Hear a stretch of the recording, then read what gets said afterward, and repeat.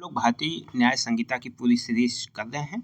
उसमें पहली धारा जो है वो हो चुकी है और इस वीडियो में हम लोग करेंगे धारा 2। तो धारा के 2 के सब धारा 1 यानी सब क्लॉज 1 में क्या है कार्य।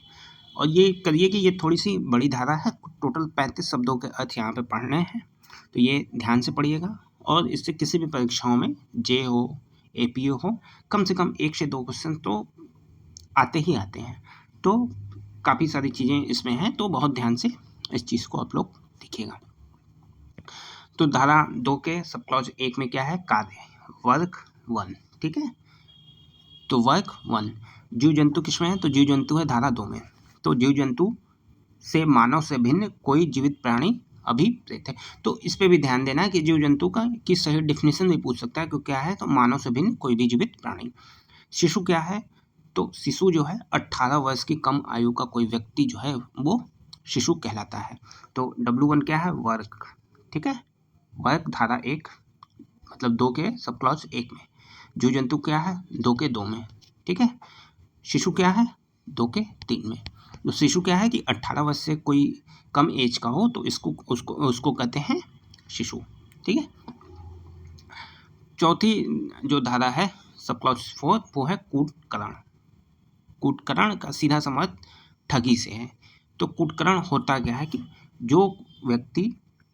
कोई व्यक्ति जो एक चीज को दूसरी चीज के सदृश मतलब एक साथ दो चीजें हों एक समान दिखती हों, इस आशय से कहता है कि उस सदृश से प्रवंचना करे, ठीक है। प्रवंचना का मतलब होता है ठगी करना, छल करना, या यह संभाव्य जानते हुए कहता है कि उसके द्वारा प्रवंचना की जाएगी, वह कूटकरण कहलाता है। तो कूटकरण का सीधा तात्पर्य है कि एक वस्तु है उसके समान कोई दूसरी वस्तु बनाना। क्यों बनाना, क्योंकि वो इस दूसरी वस्तु से कोई ठगी कर सके। जैसे फेक डॉक्यूमेंट्स हो गया, एक आधार कार्ड है उसी से मिलता जुलता कोई दूसरा आधार कार्ड आपने बना लिया, किस लिए कि ठगी कर लें, ठीक है। तो ये कहलाएगा कूटकरण, ठीक है। तो कूटकरण कौन है 2 के सब क्लॉज 4 में। देखो स्पष्टीकरण भी यहाँ पे आपको ध्यान देना है कि कूटकरण के लिए यह आवश्यक नहीं है कि नकल ठीक वैसा ही हो, ठीक है। नकल एकदम एग्जैक्ट 100% वैसा ही हो ये आवश्यकता नहीं है उसमें। तो ये भी याद रखना, कभी फैक्ट कह के पूछा जा सकता है फैक्ट के रूप में। अब न्यायालय देखिए यूपी की परीक्षाओं में आया था जुडिशरी में 15 में 2015 में। तो न्यायालय क्या है, न्यायालय से वह न्यायाधीश जिसे न्यायिकतः कार्य करने के लिए विधि द्वारा अकेले ही सशक्त किया गया हो, या कोई न्यायाधीश निकाय यानी कोई एक आदमी है, वो भी कहा जा सकता है कि कोई व्यक्ति है वो न्यायालय के कार्य के लिए सशक्त किया गया है तो वो न्यायालय हो जाएगा, ठीक है। अकेले ही सशक्त किया गया हो, या कोई न्यायाधीश निकाय जिसे एक निकाय के रूप में न्यायिकतः कार्य करने के लिए विधि द्वारा सशक्त किया गया हो, जबकि ऐसा न्यायाधीश या न्यायाधीश निकाय न्यायिकतः कार्य कर रहा है अभिप्रेत। तो न्यायालय किसमें 5 में। इसमें बहुत सारी डिटेलिंग में नहीं जानी है कि सीधा आपसे पूछेगा कि न्यायालय किसमें है, तो 2 के 5 में, ठीक है। COURT कोर्ट 5 शब्द है तो 2 का 5। इस तरीके से भी चीज़ें आपको याद रखनी है कि 5 यहाँ पे कोर्ट तो 2 का 5। अब डेथ 6, 2 का 6, ठीक है। तो 2 के 6 में है मृत्यु, ठीक है, मानव की मृत्यु। बेईमानी से इस आशय से कि कोई कार्य अभिप्रेत है कि जो एक व्यक्ति को सदोष अभिलाभ कारित करे या किसी अन्य व्यक्ति को सदोष हानि। तो यहाँ पे दोनों चीज आपको ध्यान देने वाली बात है कि कोई एक व्यक्ति है उसे कोई लाभ देता हो और कोई दूसरा व्यक्ति हो उसे कोई हानि देता हो, तो ये हो जाता है बेईमानी, ठीक है। तो बेईमानी कौन है 2 के 7 में, क्या है किसी एक व्यक्ति को लाभ हो और दूसरे व्यक्ति को हानि हो, या इसमें से कोई एक भी कंडीशन फुलफिल हो जाए, यानी कुछ ऐसा कार्य हो कि एक व्यक्ति को हानि हो गया हो, या कोई ऐसा कार्य कर दो कि दूसरे को लाभ हो गया हो, तो ये हो जाएगा बेईमानी। किसी की संपत्ति अपने नाम करा लेना, किसी की संपत्ति या प्रॉपर्टी है तो उसको अगर अपने नाम तक बेईमानी से अपने नाम करा लिए तो आपको क्या हो जाएगा, लाभ हो जाएगा, और जिसकी संपत्ति है उसको क्या हो जाएगी, हानि हो जाएगी। तो ये होगा बेईमानी। ठीक है, दस्तावेज बहुत इंपॉर्टेंट है, क्वेश्चन मैक्सिमम जो है यहाँ से पूछे जाते हैं।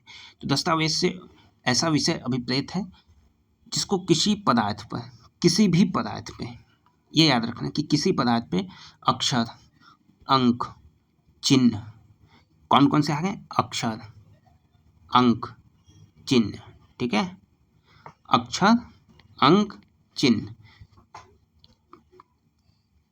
के साधनों द्वारा, कौन कौन से, अक्षर, अंक, चिन्ह, कहाँ पे, किसी भी पदार्थ पे, के साधनों द्वारा या एक से अधिक साधनों द्वारा अभिव्यक्त या वर्णित किया गया है, और इसके अंतर्गत ऐसे इलेक्ट्रॉनिक और डिजिटल अभिलेख, कौन कौन से आ जाएंगे, इलेक्ट्रॉनिक, डिजिटल, दोनों आएंगे, इलेक्ट्रॉनिक और डिजिटल अभिलेख भी हैं जो इस विषय के साक्ष्य के रूप में उपयोग किए जाने को आश्रित हैं या जिनका उपयोग किया जा सकता है। तो डॉक्यूमेंट्स क्या हो जाएगा, डॉक्यूमेंट्स क्या हो जाएगा, किसी पदार्थ पे, किस पे, किसी पदार्थ पे क्या क्या हो जाएंगे, अंक, अक्षर, अंक, चिन्ह। तो ये तीनों आपको याद रखना है, क्या क्या, अक्षर, अंक, चिन्ह, और डॉक्यूमेंट्स में आएंगे इलेक्ट्रॉनिक और डिजिटल अभिलेख भी। ठीक है, यह तत्वहीन है कि किस साधन द्वारा या किस पदार्थ पर अक्षर, अंक या चिन्ह बनाए गए हैं। तो इसका कोई मायने नहीं है कि किस साधन से वो बनाया गया है या किस पदार्थ पर वो बनाया गया है, यह कि साक्ष्य किसी न्यायालय के लिए आश्रित हैं या नहीं, या उसमें उपयोग किया जा सकता है या नहीं। ठीक है, तो ये डॉक्यूमेंट्स हो गया। अब देखिए डॉक्यूमेंट्स में दृष्टांत आवश्यक है, निश्चित रूप से आपको ये देखना है कि कौन कौन सी चीज़ें वो डॉक्यूमेंट्स के अंतर्गत आती हैं। किसी संविधा के निबंधों को अभिव्यक्त करने वाला लेख, ठीक है, तो संविधा के लिए कोई लेख उस संविधा के साक्ष्य के रूप में उपयोग किया जा सकता है, दस्तावेज है, डॉक्यूमेंट्स। ठीक है, संविधा, बैंक कार पर दिया गया चेक, यानी चेक जो है वो डॉक्यूमेंट्स है। ठीक है, संविधा यानी एग्रीमेंट वाला जो दस्तावेज है वो दस्तावेज में आएगा, डॉक्यूमेंट्स, जो चेक है वो दस्तावेज आएगा, मुक्तानामा दस्तावेज है। याद रखिएगा क्वेश्चन पूछा गया कि किसमें कौन सा डॉक्यूमेंट्स, पूछेगा क्या दस्तावेज के रूप में है, तो 4 ऑप्शन दे देगा, पूछेगा क्या है क्या नहीं है, तो दस्तावेज है बैंक चेक, मुक्तानामा, मानचित्र या रेखांक दस्तावेज है।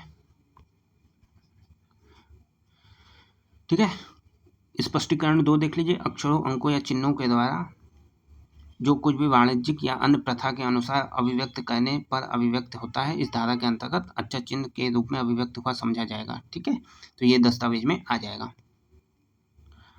कपटपूर्वक क्या है, कपटपूर्वक किसमें है, 9 में। से कपट से आशय है किसी कार्य करना अभिप्रेत है, अन्यथा नहीं।